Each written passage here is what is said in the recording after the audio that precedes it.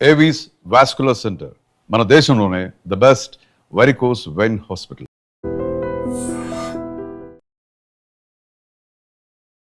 నమస్కారం అండి, నేను డాక్టర్ మావా శ్రీనివాస్ మాట్లాడుతున్నానండి. నేను కార్డియాలజిస్ట్ అండి. హార్ట్ అటాక్ గురించి మీరు విన్నారు. పెరాలసిస్ అంటే బ్రెయిన్కి వచ్చే అటాక్ గురించి మీరు విన్నారు. దాన్ని స్ట్రోక్ అంటారు లేదా పెరాలసిస్ అంటారు. లంగ్ అటాక్ గురించి మీరు విన్నారా? మీరు విని ఉండరు కదా. అదే మన పెద్ది సుదర్శన్ రెడ్డి గారిని ఆయన ప్రాణం తీసుకున్నటువంటి ఆయనకి శరాఘాతమైనటువంటి ప్రాబ్లం ఈ లంగ్ అటాక్. అదేంటేంటో చూద్దాం. ఈయన 52 ఏళ్ల మధ్య వయస్కుడు, షుగర్ లేదు, బీపీ లేదు, సిగరెట్ లేదు, సో డిసిప్లిన్డ్ మనిషి, ఉద్యమ నేత. ఈయనకి ఈ ప్రాబ్లం ఎందుకు వచ్చింది కనుక్కుంటే బేసికలీ ఇది కాలి రక్తనాళాల్లో, కాలి సిరలు అంటాం, సిరలు ధమనులు అంటే, సిరలు అంటే వీన్స్ అంటాం కదా, కాలిలో ఉన్నటువంటి సిరలలో రక్తం గడ్డలు ఫార్మ్ అవుతాయి. యూజువలీ ఒక కాలుకి ఎక్కువ ఉంటుంది, 2 కాళ్ళకే రాదు. సో ఒక కాలికి ఉన్నటువంటి సిరలలో, వీన్స్లో రక్తం గడ్డలు కట్టి అది ఊపిరితిత్తులకి వెళ్ళిపోతుంది. సో కాలులో ఉన్న రక్తం అంతా కూడా ఊపిరితిత్తులకి వెళ్తుంది. ముందు గుండెకి వెళ్తుంది, గుండె నుంచి ఊపిరితిత్తులకి వెళ్తుంది. ఆ రక్తంలో కాలిలో ఉన్న రక్తం గడ్డలు కూడా ఊపిరితిత్తులకి పోయినాయి అనుకోండి, ఊపిరితిత్తులు బ్లాక్ అయిపోతాయి. ఊపిరితిత్తులు బ్లాక్ అయిపోతే సేమ్ హార్ట్ అటాక్ అయితే ఎలా వస్తుందో దీన్ని కూడా అలాంటిదే. దీని పేరు పల్మనరీ ఎంబాలిజం అంటారు. మనం లంగ్ అటాక్ అనుకోవచ్చు, బట్ బేసికలీ ఇది పల్మనరీ ఎంబాలిజం అనేటటువంటి రక్తం గడ్డలు పోయి ఊపిరితిత్తుల్ని బ్లాక్ చేసేసి ఊపిరితిత్తుల గొంతు నొక్కినట్టుగా ఆక్సిజన్ అందదు వాటికి. అందువల్ల ఈ ప్రమాదం జరుగుతూ ఉంటుంది. కామన్గా తక్కువ వయసులో ఉన్న ఆడవాళ్ళలో చాలా కామన్గా చూస్తూ ఉంటాం ఇది. దీనికి కారణాలు ఏంటి అని మనం చూసినప్పుడు ముఖ్యంగా నేను చెప్పినట్టుగా యువతల్లో ఎక్కువ చూస్తాం. సో వాళ్ళలో కొన్ని రకాలైనటువంటి రక్తం గడ్డగట్టేటటువంటి జబ్బులు ఉన్నప్పుడు లేదా కిడ్నీ ప్రాబ్లమ్స్ ఉన్నప్పుడు, రక్తం గడ్డగట్టే తత్వం ఎక్కువ ఉన్నప్పుడు, సో ప్రెగ్నెన్సీ పోస్ట్పోన్ చేసుకోవడానికి, పీరియడ్స్ ఆపడానికి ముఖ్యంగా వాళ్ళు కామన్గా వాడేటటువంటి కొన్ని ట్యాబ్లెట్స్, ఓసీ పిల్స్ అంటారు, వాటిని ఓరల్ కాంట్రాసెప్టివ్ పిల్స్ అంటారు, ఇవి వేసుకున్నప్పుడు ఇలా యువతల్లో చూస్తుంటాం. కానీ కొంతమంది మగవాళ్ళల్లో కూడా ఈ రక్తం కాళ్ళలో గడ్డలు కట్టేది ఊపిరితిత్తుల్లోకి వెళ్ళడం అనేది సర్వసాధారణంగా జరుగుతూ ఉంటుంది. ఇది 100% వంశపారంపర్యంగా వచ్చేటటువంటి కారణాల వల్ల జరుగుతుంది. పారంపర్యంగా వచ్చే కారణాల వల్ల రక్తం గడ్డ కట్టేట తత్వం ఎక్కువ ఉంటుంది వీళ్ళలో. సో అది ఎక్కువ ఉన్నప్పుడు రకరకాల ప్రాబ్లమ్స్, రక్తం గడ్డలు కట్టి ఊపిరితిత్తులకు వెళ్ళడం, కాళ్ళలో రక్తం గడ్డలు కట్టడం, మెదడులో రక్తం గడ్డలు కట్టడం, ఇట్లాంటివి జరుగుతూ ఉంటాయి. సో మీకు నిజంగా ఒక ఎగ్జాంపుల్ అంటే ఇవ్వాలంటే, ఇప్పుడు రక్తం గడ్డలు కట్టి ఊపిరితిత్తులకి ప్రాబ్లం ఏమొచ్చింది అని మీరు అనుకోవచ్చు. ఇప్పుడు మీ దగ్గర ఒక క్రెడిట్ కార్డో డెబిట్ కార్డో ఉంటుంది. ఆ డెబిట్ కార్డులు ఒక 10 మీ పర్సులో ఉండొచ్చు. మీరు చోటకెళ్ళి కొని మీ డెబిట్ కార్డు ఇవ్వచ్చు మీరు, కానీ ఆ డెబిట్ కార్డులో డబ్బులు ఉండాలి కదా. డబ్బులు లేకపోతే ఆ కార్డు ఒక చిత్తుకాయతుల్లాగా సమానం. సో అట్లాగనే మనకు ఊపిరితిత్తులకి, లేకపోతే ఇప్పుడు గుండెకి కానివ్వండి, మెదడుకి కానివ్వండి రక్త ప్రసారం జరగవచ్చు. ఆ రక్తంలో ఆక్సిజన్ లేదనుకోండి, అది ఉపయోగం లేని రక్తం. గుండెలో కాకుండా ఊపిరితిత్తులు ఎప్పుడైతే రక్తం గడ్డలిపోయి ఊపిరితిత్తులు పనిచేయలేకుండా చేశాయో, మనం తీసుకున్న గాలి ఊపిరితిత్తుల్లోకి వెళ్తుంది, కానీ అది శరీరానికి ఉపయోగపడకుండా అక్కడ బ్లాక్ అయిపోతుంది అన్నమాట. సో గాలి ఉన్న ఆక్సిజన్ తక్కువ ఉంటుంది, రక్త ప్రసారం జరుగుతుంటుంది, గుండెకి రక్త ప్రసారం బాగుంటుంది, మెదడుకి రక్త ప్రసారం బాగుంటుంది, ఆ రక్తంలో ఆక్సిజన్ లేదు. అలా ఇది ఈ పల్మనరీ ఎంబాలిజం అనేటటువంటి జబ్బు యొక్క లక్షణం.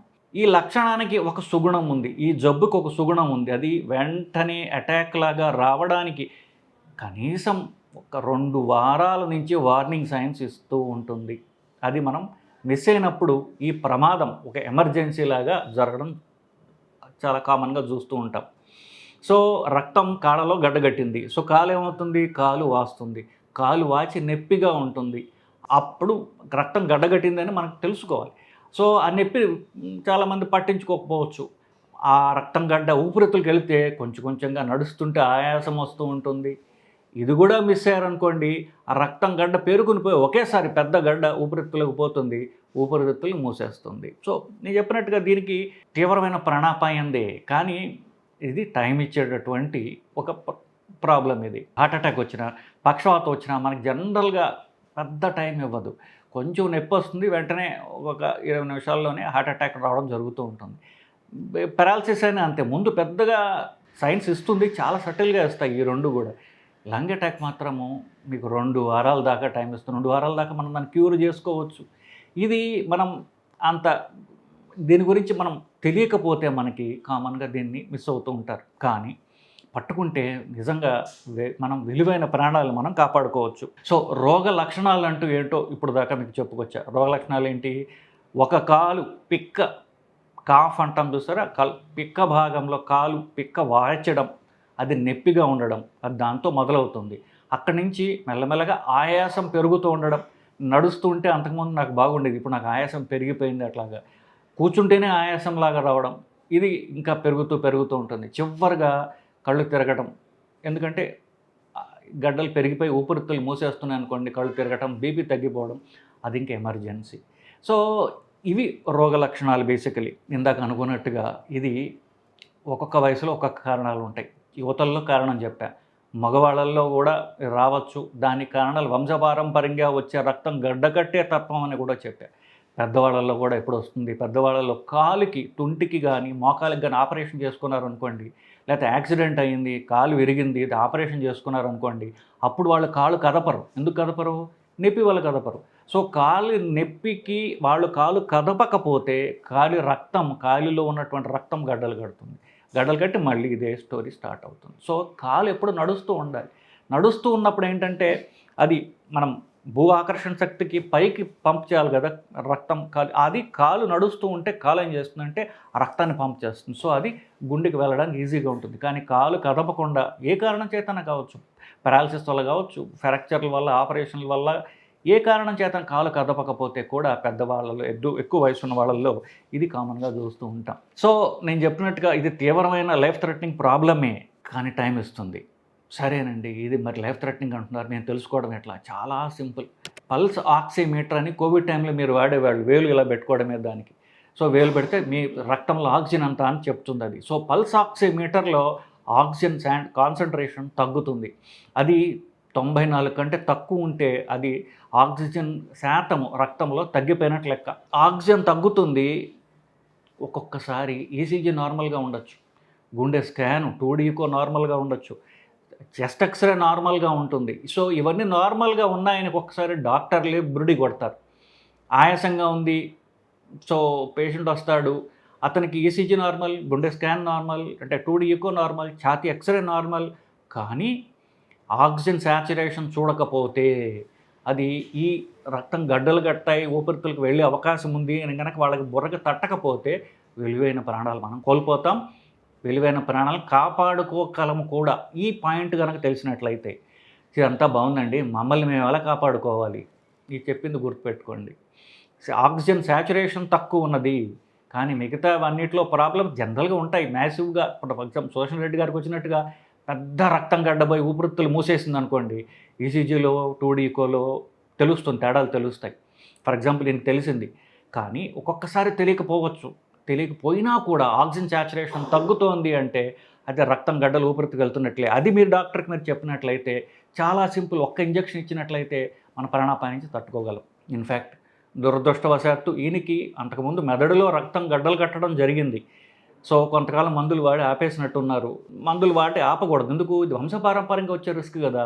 సో రిస్క్ వల్ల ఏమవుతుంది, ఎప్పటికీ మనకు రిస్క్ ఉంటుంది, ఎప్పటికీ రక్తం గడ్డగట్టే రిస్క్ మనకు ఉంటుంది. జీవితాంతం రక్తం పలచపడే మందులు రోజు జీవితాంతం వాడుకుంటేనే మనం కాపాడుకోగలం. ఆయనకి మన విషాదం, మన ఫ్యామిలీకి మన విషాదం తెలుపుతూ మనకి మనం తెలుసుకోవాల్సిన విషయం ఏంటంటే లంగ్ అటాక్ అనేది ప్రాణాపాయం కలుగజేయవచ్చు. అది వచ్చిన తర్వాత మీరు ఫర్ ఎగ్జాంపుల్ ఇప్పుడు వరంగల్లో ఒక లేడీ డాక్టర్ గారు కార్డియాలజిస్టు, అలాగే తర్వాత హైదరాబాద్ వచ్చిన తర్వాత ఇక్కడ కార్డియాలజిస్టులు తీవ్రంగా ప్రయత్నించినా కూడా ఆయన కాపాడుకోలేకపోయాం. ఎందుకు? టైం ఉన్నప్పుడు మీరు కొంచెం ఒక్క రోజైనా మీరు ముందు వెళ్ళగలిగితే విలువైన ప్రాణాలు మనం కాపాడుకోగలం. ఆ తర్వాత హోరాహోరీగా ఎంత యుద్ధం చేసినా ఎందుకు?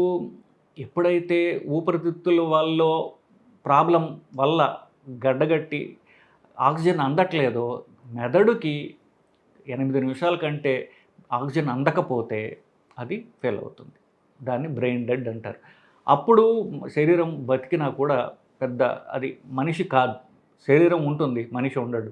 సో ఆ సిట్యువేషన్ అసలు రాకూడదు. సో ఇది ప్రివెంట్ చేయాలంటే లంగ్ అటాక్ యొక్క లక్షణాలు ఏంటో తెలుసుకోగలిగితే విలువైన ప్రాణాలు మనం కాపాడుకోగలము. ఈయన విషయంలో కూడా మనం ముందే తెలుసుకుని ఉంటే ఆయన్ని మనం కాపాడుకోగలిగి ఉండేవాళ్ళమేమో.